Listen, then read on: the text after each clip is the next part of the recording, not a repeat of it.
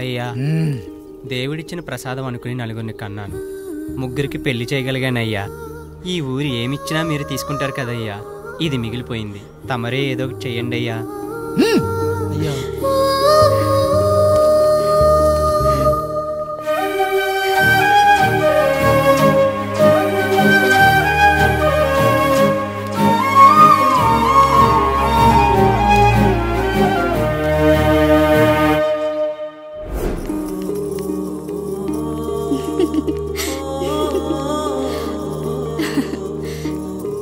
ఈ ఇల్లు, ఆస్తి, ఇంత గొప్ప భర్త, పిల్లలు, చాలా ఆనందంగా ఉందండి. కానీ నాకు ఒకటే లోటు, మన తర్వాత మన పిల్లల్ని చూసుకోవడానికి వీళ్ళకొక అన్నయ్య కావాలండి. అచ్చం మీ పోలికలతో వీళ్ళకొక అన్నయ్యని కందామండి. నువ్వు అడిగితే కాదనగలనా?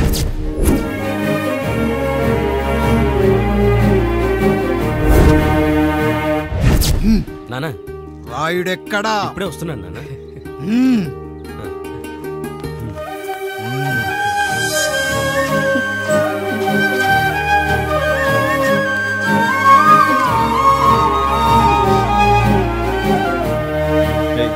చూడరా, మీ అన్న మీద పగ తీర్చుకోవడానికి నీకు ఇదే సరైన సమయం. పర్లేదంటావా? ఏం పర్వాలేదు. అయ్యా. ఎరా రంగా, ఏం కావాలో అడగరా. నీకంటూ ఏమి ఇవ్వలేదు, నువ్వు ఏమి అడగలేదు, చెప్పరా. మా అన్నకు నాకు పడట్లేదయ్యా. తోడ పుట్టినవాడని చాలా సహించాను, అడ్డమైన దానాలు చేసి ఆస్తి మొత్తం పోగొట్టాడు. ఇప్పుడేం కావాలరా? కొద్దిగా ఈ కత్తి తీసుకొని వాడిని చంపి పెట్టండి అయ్యా.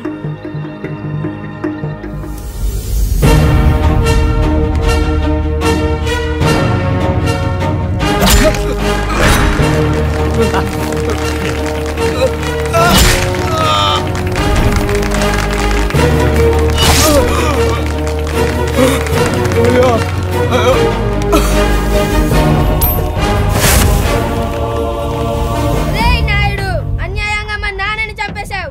గుర్తుంచుకో, ఈ నాయుడి కొడుకు నీ కుటుంబం పాలిట సైనికుడిగా మారబోతున్నాడు. నిన్ను, నీ కొడుకుని, ఆడికి పుట్టబోయే కొడుకుని, అందరినీ లేపేస్తా.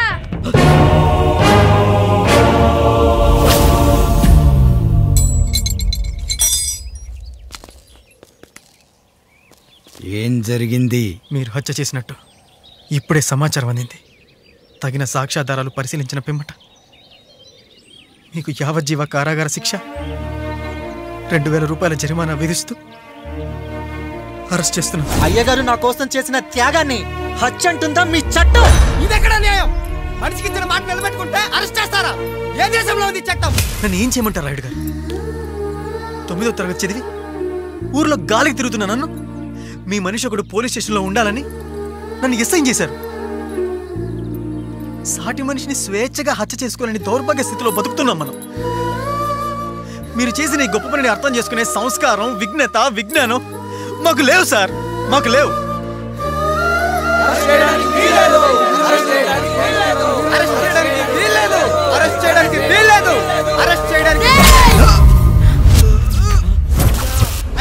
నాయుడు గారు,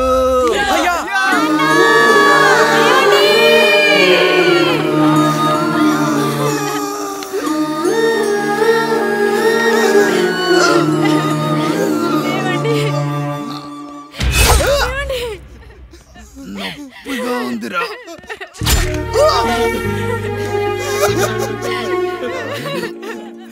సుధా, నేను లేకుండా ఎలా ఉండగా? పర్వాలేదండి, బిడ్డలతో నేను ఉండిపోతాను. అయ్యో, ఈ పాడు సమాజం నిన్ను మనశ్శాంతిగా బతకనివ్వదు. ఇంతమంది పిల్లల్ని చూసుకుంటూ భర్త లేకుండా ఎలా బతకగలం?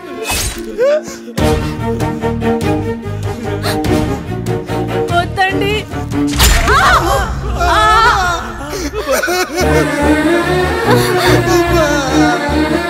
రాయుడు, బిడ్డలు జాగ్రత్త.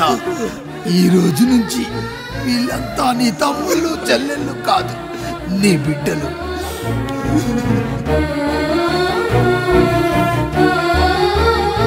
ఎక్కడికి వెళ్ళనురా. నీ కష్టం వస్తే ఒక్క ఒక్కసారి నాన్న అని పిలవరా, ఆ సమాధిలోంచి అయినా లేచొస్తా.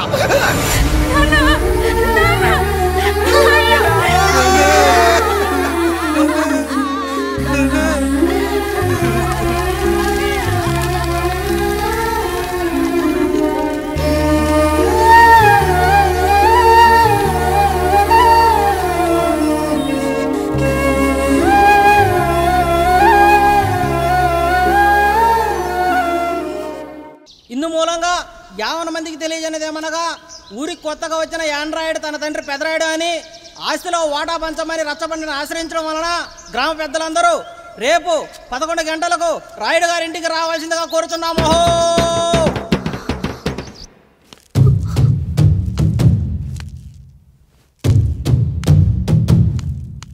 ఎందుకొచ్చారు? తన తాత పాపారాయుడు గారు ఆస్తి తనకు కూడా కావాలంటూ పంచాయతీలో ఫిర్యాదు చేశాడయ్యా.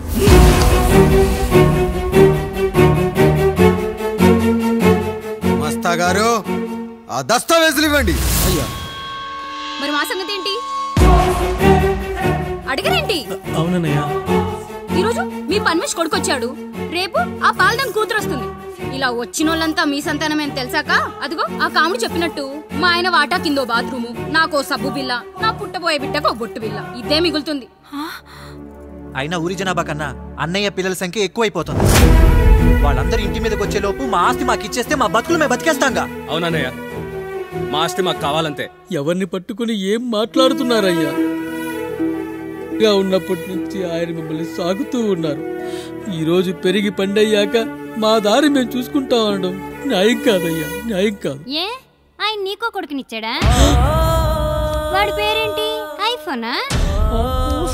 ఎరా ఆస్తి కావాలా? 4 బ్రష్లతో తోముకుంటే ఎక్కడ విడిపోతామో అని నా బ్రష్ టూత్ పేస్ట్ నీకు త్యాగం చేసినప్పుడు అప్పుడు అడగాల్సిందిరా అన్నయ్య ఆస్తి కావాలి అని. ఎరా నేను వాడిపారేసిన లంగోటాలు మార్చి మార్చి చొక్కాలు చేతిగుడ్డలుగా వాడారే, అప్పుడు అడగాల్సిందిరా అన్నయ్య ఆస్తి పంచు అని. నువ్వు 6 నెలల పసిగందుగా ఉన్నప్పుడు పాల కోసం ఏడుస్తుంటే నిన్ను తీసుకెళ్లి పసుల దొడ్లో కట్టేశానే, అప్పుడు అడగాల్సిందిరా అన్నయ్య నాకు ఆస్తి కావాలి. మా తండ్రి గారు పాపారాయుడు పోలికలు నాకు, నా పోలికలు ఆండ్రాయిడ్కి. అసలు మా కుటుంబంలో ఏ పోలికలు లేని మీకు ఎందుకు ఇవ్వాలరా ఆస్తి? ఆస్తి లేదు, గీస్తి లేదు. Get out, get out, get out, get out, get out, get out అని నేను అనొచ్చు, కానీ అనగలనట్రా? అనలేను. ఎందుకంటే మీరంతా నా తమ్ముళ్ళు, నా చెల్లెళ్ళు. రక్తం తాగిన దోమ కూడా వెళ్ళేటప్పుడు కృతజ్ఞతగా ఏ మలేరియానో టైఫాయిడో వదిలి వెళ్తుంది. కానీ రక్తం పంచుకొని పుట్టిన మీరు ఈ అన్నయ్య కోసం ఆస్తి కూడా వదల్లేకపోతున్నారు కదరా. గుమస్తా గారు, నా యావదాస్తి నా తమ్ముళ్లకు చెల్లెళ్లకు వాళ్ళ పేర్ల మీద రాయండి. నాకు చిల్లి గవ్వ కూడా అక్కర్లేదు. ఇక ఈ ఇంటికి నాకు ఎటువంటి సంబంధం లేదు. లక్ష్మి, సావిత్రి, మీ చీరలు విప్పేయండి. ఇక్కడికి వచ్చేటప్పుడు ఏ చీరలు కట్టుకున్నారో వెళ్ళేటప్పుడు కూడా అదే చీరలు కట్టుకోండి. వెళ్ళిపోదాం. దస్తావేజులు తీసుకురండి.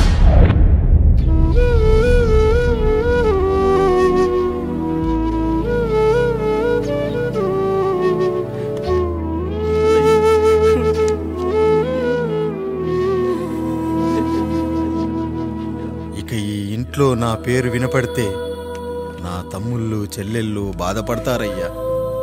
ఈ ఇంట్లోనే కాదు, ఈ దస్తావేజులో కూడా నా పేరు ఉండకూడదు. నేను ఇక్కడ సంతకం పెట్టి వీళ్ళ మనసు నొప్పించలేను. అయ్యా, మొత్తం వదిలేసి మీరెలా బతుకుతారయ్యా?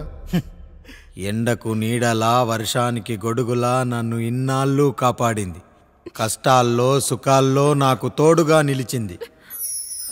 నా నిజమైన ఆస్తిని, కుటుంబ గౌరవాన్ని కాపాడింది. ఇదేరా నా ఆస్తి, అంతస్తు. ఇదే మా నాన్నగారిచ్చిన లంగోట. బంగారం లాంటి తమ్ముళ్ళే లేనప్పుడు నాకు మాత్రం ఈ బట్టలెందుకురా? వెతికిన దొరకదే రూపం, అరి పిలిచిన పలకదే ప్రాణం. వెతికా నువ్వు నడిచిన దారుల్లో, బ్రతికే నువ్వు విడిచిన శ్వాసల్లో. హో నీడనడిగా గాలినడిగా ఎక్కడని నా ప్రాణం, ఏరునడిగా ఊరునడిగా ఎందుకని మౌనం. బాధనను విడువనని తడిమినది వెంటపడి.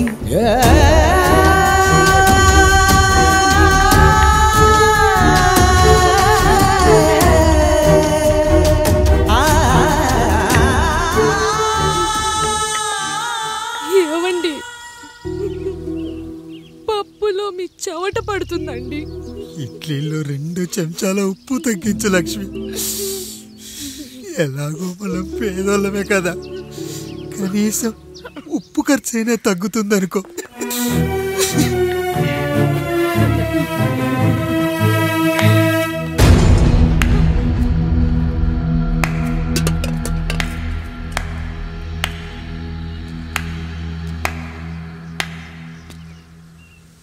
పప్పు రుబ్బుతున్నావా పెదరాయుడు?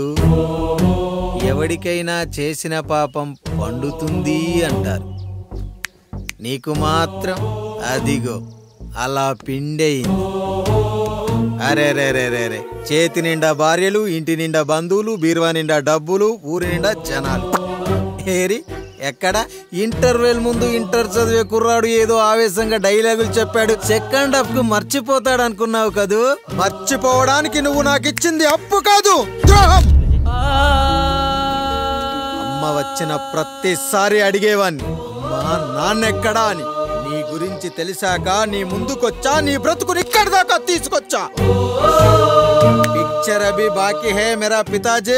నిన్నిలాగే వదిలేస్తే ఈ ఆండ్రాయిడ్ తో వదలవు. సామ్సంగ్లు, హెచ్టీసీలు, లెనోవాలు అంటూ కనిపారేస్తూ మా అమ్మ లాంటి కోసం తిరుగుతూనే ఉంటావు.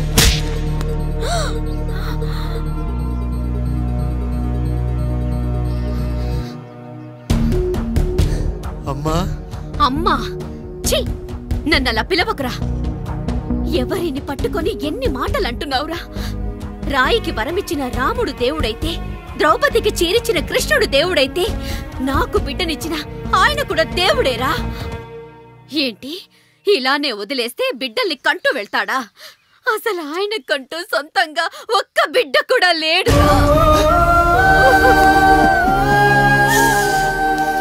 అసలు ఏం జరిగిందో తెలుసా? మీరుండండి అయ్యా, ఉండండి. మొదటి భార్యని చేసుకున్నాక పిల్లలు పుట్టలేదని రెండో పెళ్లి చేసుకున్నారు. ఆవిడకి పుట్టలేదు. మూడోసారైనా తగులుతుందనుకున్నాం, తనకే పుట్టలేదు. పిల్లల కోసం పెళ్ళాలని మార్చాడే కాని వాళ్ళని వదిలేయలేదురా. అదిరా మా పెద్దయ్య మనసు. ఆయన దగ్గర బాణం ఉంది కానీ లేదురా, అసలు నీ తండ్రి ఎవరో నీకు తెలుసా? తెలుసా? ఇదిగో ఈ కాముడేరా నీ తండ్రి. గేదె నల్లగా ఉన్నంత మాత్రాన పాలు తెల్లగా ఎలా ఉన్నాయనే కదరా నీ ప్రశ్న. దానికి సమాధానం చెప్పాలంటే ఒక వర్షం